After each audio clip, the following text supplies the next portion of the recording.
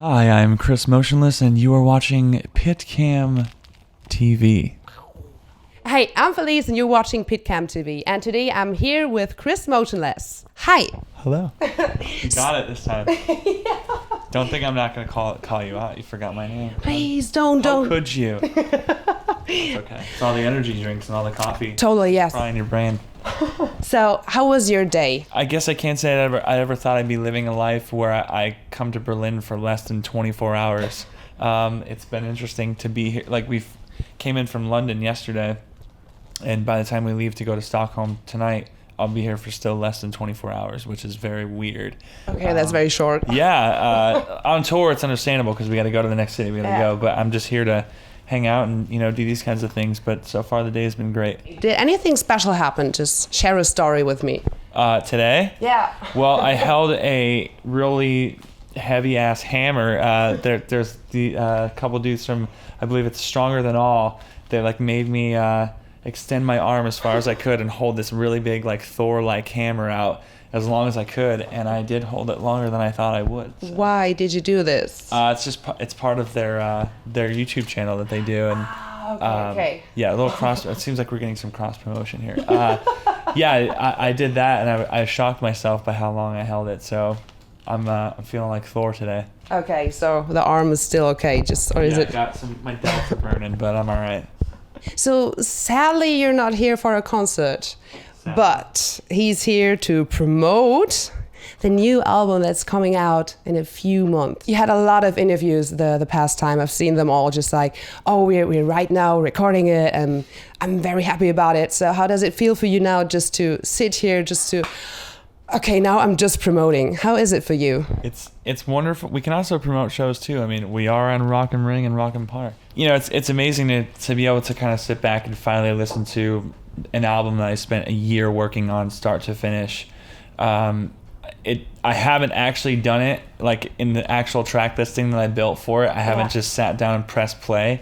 I'm kind of afraid to because I've been working on it for so long that I feel like once I do that, once the last track is done, it's officially done for me. Okay. And I'm so attached to it that I don't want it to be done. Even though it is, okay. I don't want to get to the end of track 12 and that first listen through and have it be over, because then it's going to feel real to me that it's done, and I'm so attached to it, Oh, that's nice. Yeah. You said that you want to make it in this way now, this album. So how does it come that you say this album has to be right, that you take your time with no pressure on it? Why this album? Why now? So what happened? Well, I think, in the past, there's always been some reason why we either had to or wanted to put an album out sooner than later.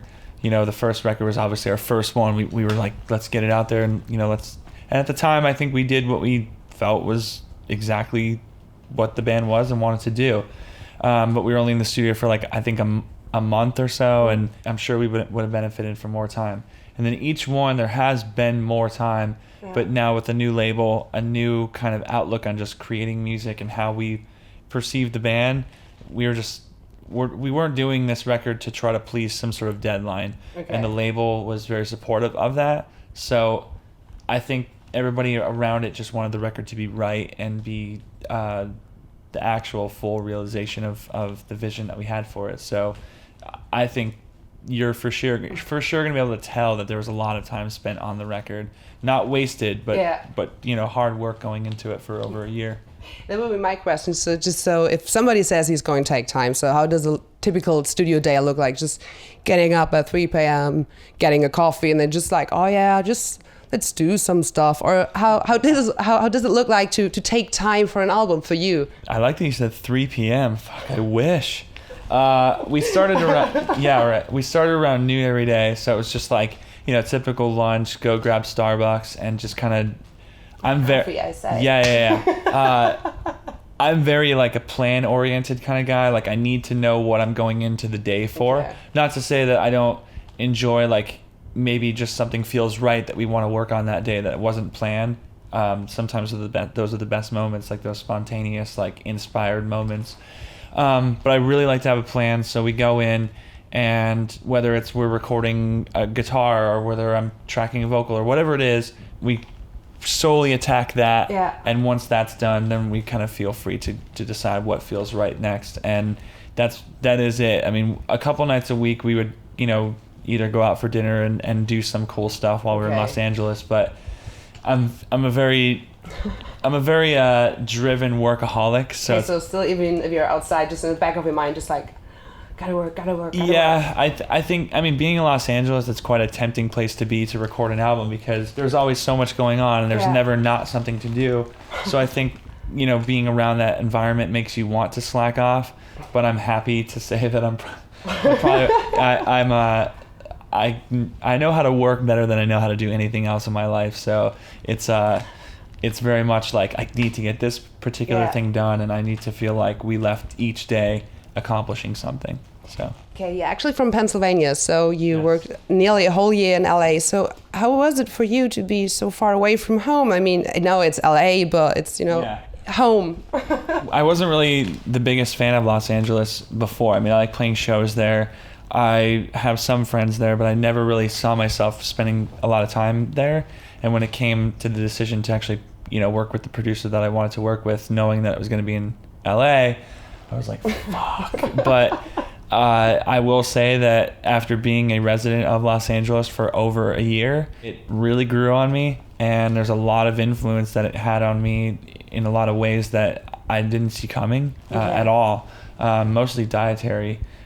Just the availability of anything that you could want to eat made it easier. Food, very special. Yes, exactly. That's a big thing. I like food, So having like all these options and different things that I could want to eat was really cool, and I find a lot of enjoyment in food. So that was a great part. And then I don't know, I just got so used to it that I love it now. Like we ended a tour there. Our last tour there, and I stayed for like 2 weeks just to stay and be around I had work to do, but I was working out of Los Angeles instead of going home, and I did not mind it at all. So I'm converted. Okay, so now you like LA. It's okay, but it's still not like home. That is not. It is a massive departure from, it's quite different than Pennsylvania. Where I grew up, it's very, I wouldn't say quiet, but it's pretty quiet area.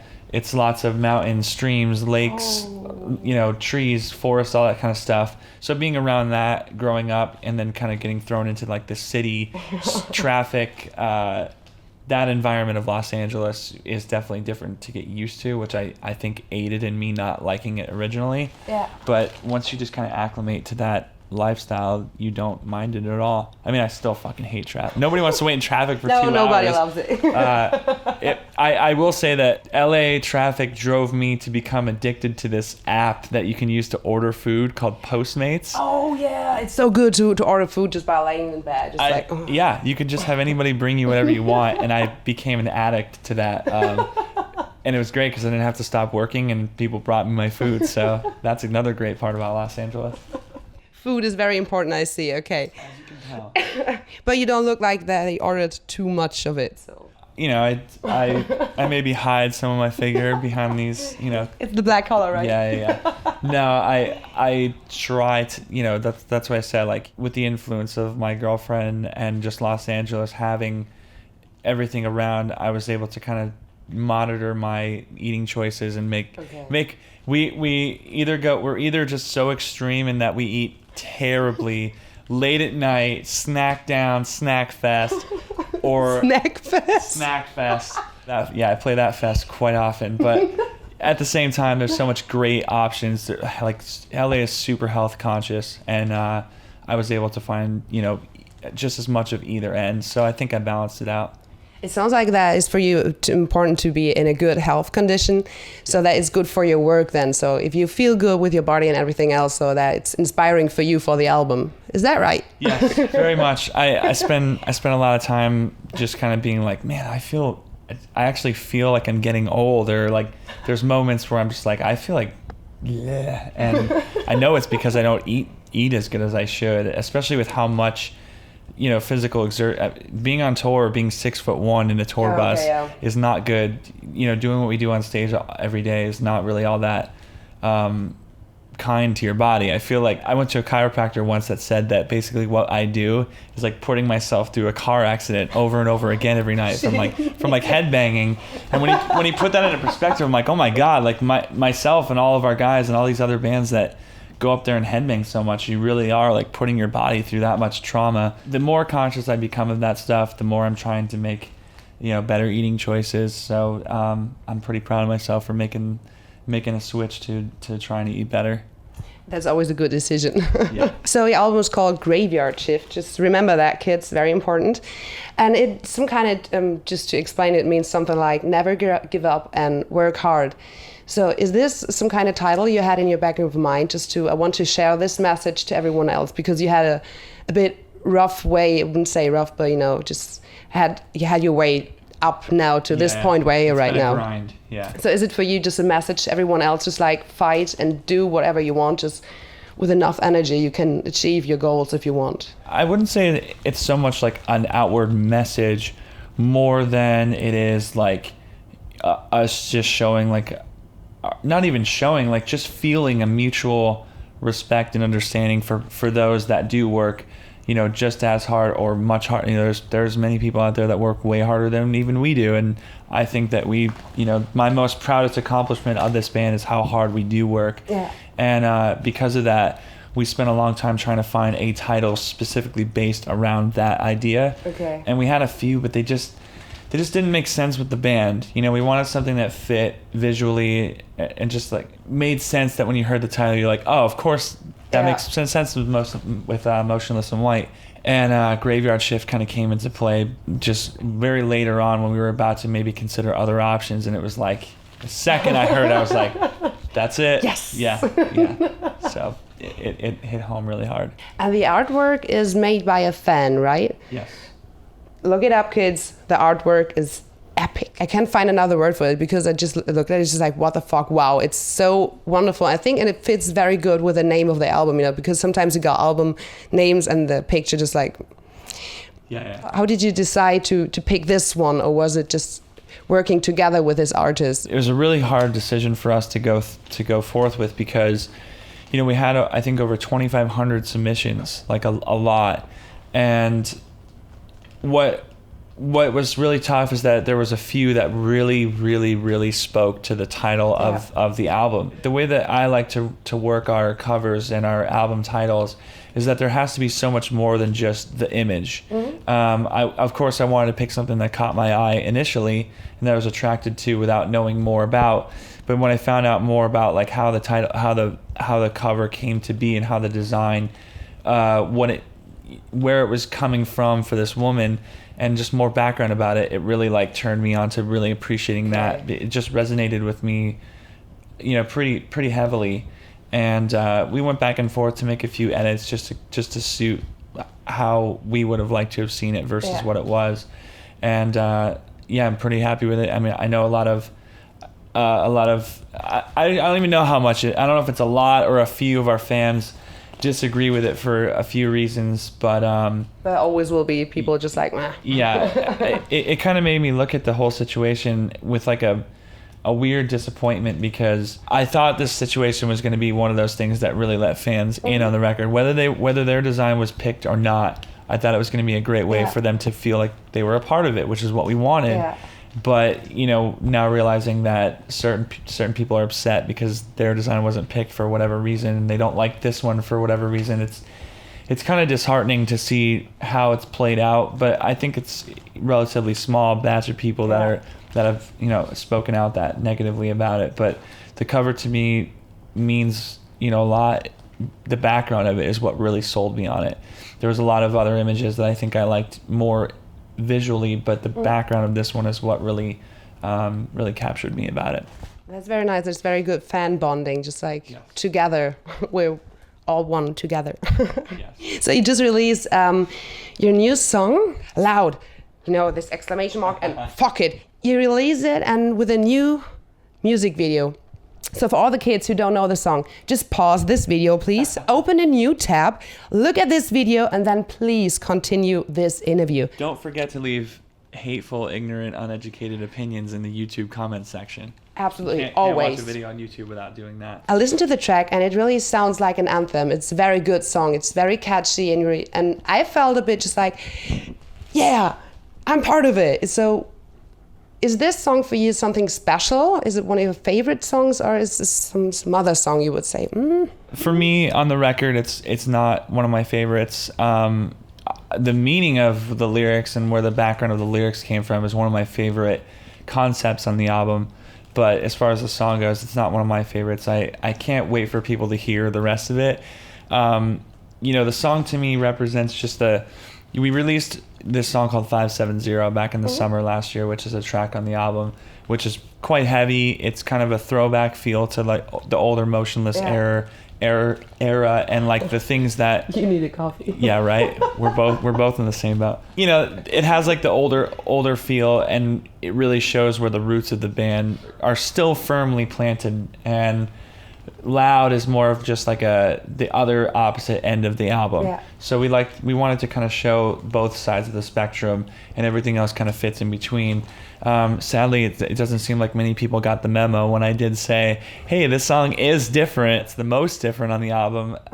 Most people are like, I don't know if I like this new direction. I'm like, we released a heavy song. We released another heavy song, but kind of like a bigger, more